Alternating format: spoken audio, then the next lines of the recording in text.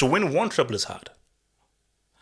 And you see, as good as that '09 treble was, specifically out of the gate, this treble with City is far more impressive.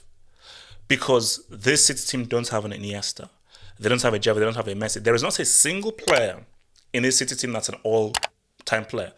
Iniesta is arguably a top 5 midfielder of all time. Xavi is arguably a top 5 midfielder of all time. Messi is one of the greatest players of all time. People can argue Dani Alves is one of the greatest right-backs of all time. So you had generational, multi-generational, and all-time players in that Barcelona team. There is not a single generational player in this team. Not one. They're good players, they're quality players. There's not a single generational player. There's not a single all-time player in this team. So Pep's influence on this treble is far greater.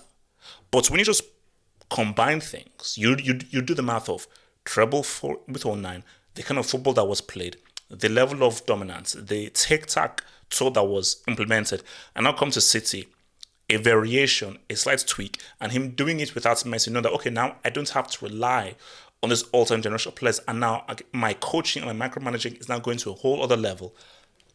It's superb. The answer is just, okay, what is the answer? Who is the greater manager between both of them? I think it's dependent on how you define a manager and what you attribute. Because people could just say, look, this is a simple answer.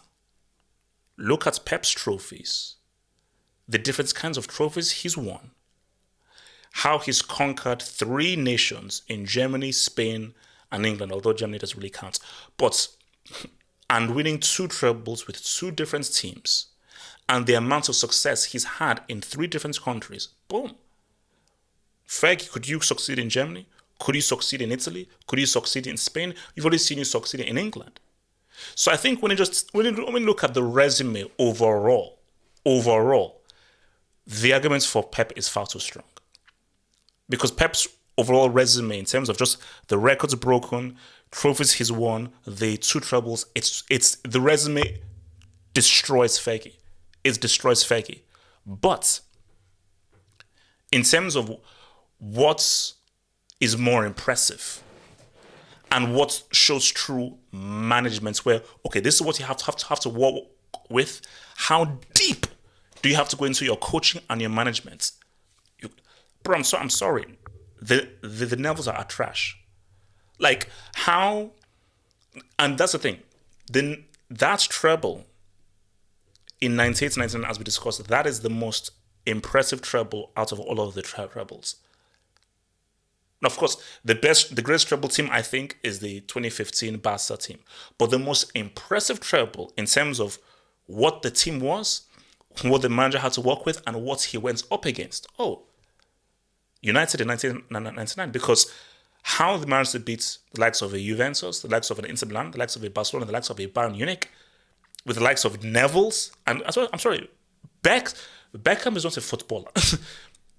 So I am more impressed by what Fergie was able to achieve with what he had.